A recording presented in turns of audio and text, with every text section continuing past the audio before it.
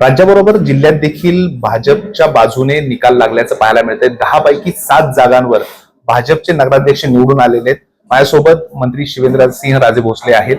बाबा, काय सांगाल? मोठा विजय साताऱ्यात मिळालाय, राज्यात देखील तशीच परिस्थिती आहे. कसं बघता या विजयाकडे?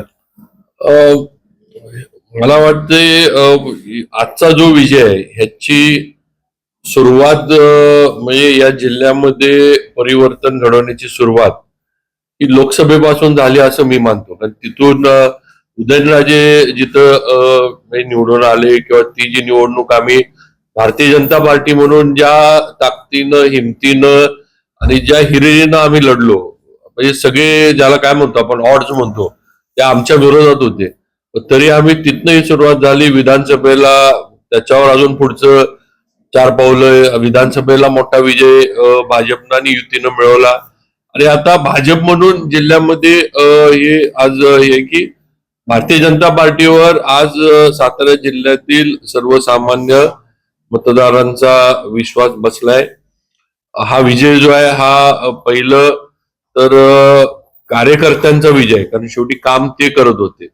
आम्ही नियोजनासाठी होतो, आम्ही भाषण द्यायला होतोय, पण शेवटी लोकांपर्यंत जाणं, पक्षाची भूमिका पटवून सांगणं, उद्या भाजपची सत्ता आपल्या शहरात आली तर शहरामध्ये काय बदल होईल, काय भाजप करू शकल, हे कार्यकर्त्यांनी केलेल्या कामाचा विजय. आणि दुसरं, आम्हाला ज्या आमच्या नेत्यानं पाठिंबा दिला, ताकद दिली, ते महाराष्ट्राचे मुख्यमंत्री देवेंद्र फडणवीस साहेब यांच्या नेतृत्वावर जो सर्वसामान्यांचा विश्वास आहे त्याचा हा विजय आहे.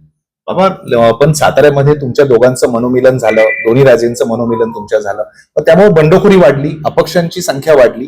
आता अपक्ष मोठ्या प्रमाणात साताऱ्यात सुद्धा निवडून आलेल्याचं चित्र आहे. आता कसं झालं, तर जे अपक्ष आलेत हे एकतर उदयनराजेंच्या विचाराचे काही त्यात आहेत, काही माझ्या विचाराचे पण अपक्ष आलेत.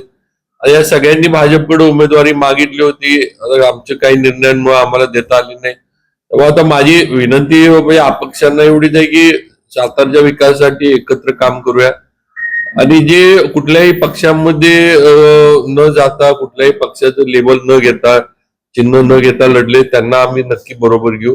ज्यांनी पक्ष सोडला, ज्यांनी दुसऱ्या पक्षामध्ये जाऊन तिथं उमेदवारी घेऊन जे पदाधिकारी लढले, त्यांचा मात्र पक्षानं विचार केला पाहिजे किंवा अशांना परत पक्षामध्ये थारा द्यायचा नाही. कारण शेवटी त्यांना सगळी पदं यांना मिळाली होती.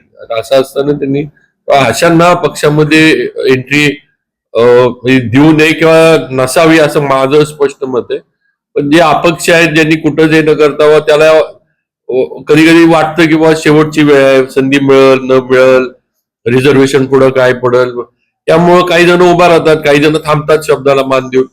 पण शहराच्या विकासासाठी या सर्वांना आम्ही एकत्र घेऊन काम करू. बाबा, या विजयाचं श्रेय म्हणजे खरं तर पक्षाला आहेच आहे, पण एकंदरीत तुम्ही ग्राउंडवर उतरल्याचं बघण्यात आलं. त्याचबरोबर कोपरा सभा असतील, रॅली असतील, त्यात तुम्ही मोठ्या प्रमाणात तुम्ही काढल्या शहरामध्ये, आणि त्यामुळे हे जे काही साताऱ्यातलं यश आहे तुम्ही तो कुणाला देता, म्हणजे नेमके श्रेय? आता शेवटी भारतीय जनता पार्टीनं जिल्ह्याचा प्रभारी म्हणून मला सातारा जिल्हा आणि लातूर पालकमंत्री असल्यामुळे जबाबदारी दिली होती. साताऱ्यामध्ये माझ्या बरोबर धैर्यशील कदम यांना दिलं होतं आणि लातूरला संभाजी निलंगेकर पाटील हे मला लातूरला माझ्याबरोबर होते. आणि दोन्ही ठिकाणी आमची टीम, ज्याला आपण म्हणू भारतीय जनता पार्टीची, आम्ही दोन्ही ठिकाणी जे नियोजन केलं, दोन्ही ठिकाणी भारतीय जनता पार्टीला अतिशय चांगलं यश मिळाले. माझ्याबरोबर धैर्यशील दादांनी पण वेळ दिला, ते पण सगळीकडे दादा पण फिरत होते. म्हणजे जिल्ह्यामध्ये, इथं शहरात तर आपण केलं, आपलं शहर आहे त्याबद्दल नाही, जिल्ह्यात सुद्धा धैर्यशील दादा, मी असं दोघांनी आम्ही अंडरस्टँडिंग चांगलं ठेवून नियोजन कसं करायचं, काय करायचं, कुठं काही चुका होत होत्या, कुठं काही कमी जास्त होत होतं, ते कसं सुधारायचं, दुरुस्त कसं करायचं, हे करून आम्ही हे तिकडं सुद्धा विषय तसाच लातूरला सुद्धा मला वाटतंय लातूरमध्ये अहमदपूर, निलंगा, रेणापूर आणि उदगीर या ठिकाणी भारतीय जनता पार्टीनं यश मिळवलेलं आहे. थोडं आम्ही औस्यामध्ये जरा कमी पडलो असं दिसतंय. पण ठीक आहे, आम्ही तिथं पुढं सुधारणा करू असं तिथली पण आहे. त्यामुळं शेवटी पक्षानं दिलेली जबाबदारी आणि महत्वाचं रवींद्र चव्हाण साहेब, देवेंद्रजींनी टाकलेली जबाबदारी, मी एकटा नाही, मी आणि माझ्याबरोबर असणारी जी टीम होती आमची भाजपची, आम्ही सगळ्यांनी ती जबाबदारी नक्कीच नीटनेटके पार पाडले. सगळ्यांना बरोबर घेऊन आम्ही ती पार पाडली.